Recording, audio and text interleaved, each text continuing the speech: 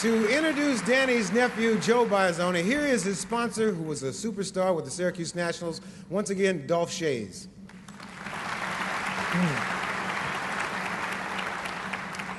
Thank you, Ahmad.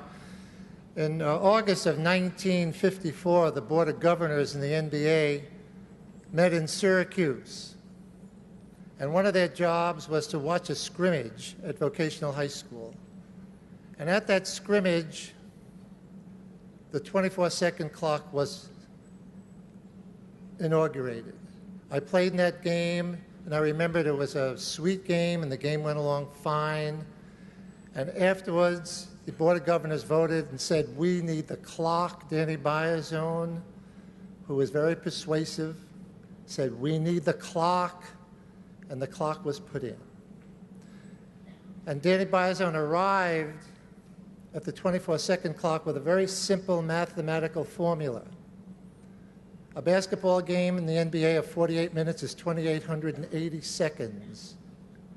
The average number of shots taken in the year before by NBA teams was 60 per team or 120 per game. You divide 2,880 by 120, voila, 24 seconds. And the most important thing, in my opinion, is that was in 1955. And here it is, the year 2000. And the 24-second clock is still the magic number. I think that's important. And he was a wonderful guy. And David Stern started a slogan many years ago when he came into the NBA. I love this game. Danny Biasone taught all of us who played in Syracuse the most important thing is the game. He loved the game. That 24-second clock helped create the type of a game that the NBA is today. Without further ado, I'd like to introduce his nephew, Joe Biasone, to come on up and accept the award for Danny.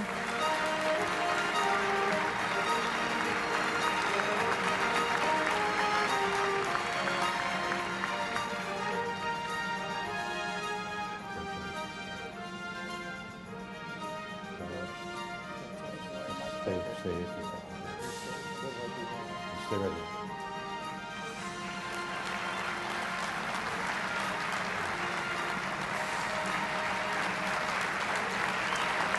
Joe Biasone, for the unique contributions made by your uncle, Danny Biasone, it is proper and fitting by vote of the Honors Committee and by the power invested in the Board of Trustees that we induct Danny Biasone posthumously tonight as a contributor into the Naismith Basketball Hall of Fame with all its rights and privileges. Congratulations. Thank you.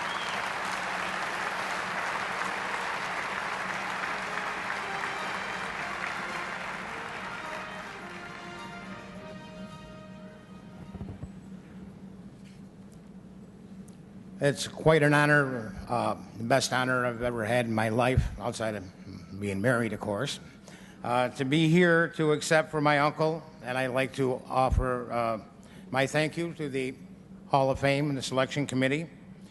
And I'd like to take this opportunity to congratulate all of the inductees this evening and all the inductees who are here from past years. And I'm sure that in the audience, there are going to be some who will be here in future years. I want to thank Dolph Shays for presenting me, and his lovely wife, Naomi, is here this evening. And my daughter, Danielle Biasone, has accompanied me to be here tonight.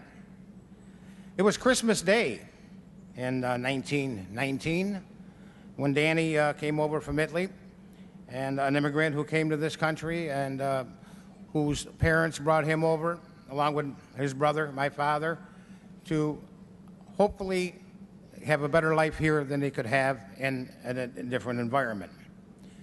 Well, Danny, once he learned English, did very well in school. His sporting career started in high school. Danny's sporting career spanned many decades. He was a star quarterback at Vocational High School. He was also a star infielder on the baseball team. His basketball years didn't start until after high school, and he joined the City League in Syracuse, New York, and again was on a championship team in 1927 and 28. He coached semi-pro football from 1933 until 1941, the Syracuse Bisons. Once again, Danny produced a state championship team. 1946 came, and Danny knew that Syracuse was ready for basketball, and he came up with a tremendous amount of money of $5,000 for a franchise. And the NBL and the Syracuse Gnats were born. Danny was the person, when he had the Gnats here in Syracuse, he was not out to make a lot of money because he didn't pay his players a lot of money. No one did then. Dolph can attest to that. You could used to be able to go to a Nats game for 50 cents. You'd sit up a little high, but you went for 50 cents. Danny was for the fan, and he brought the game of basketball to the fans, brought the fans to the auditorium. As Dolph explained, in 1954, at the owners' meeting in Syracuse, New York, Danny convinced Maurice Podoloff to have the game with the 24-second clock, and one was constructed, and Danny came up with the formula. He took the average shots for the past 3 years, did a little research, and came up with the 24 seconds. And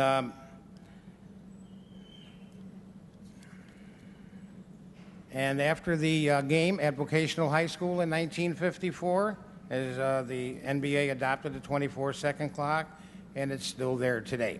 We've heard of how the game of basketball was failing.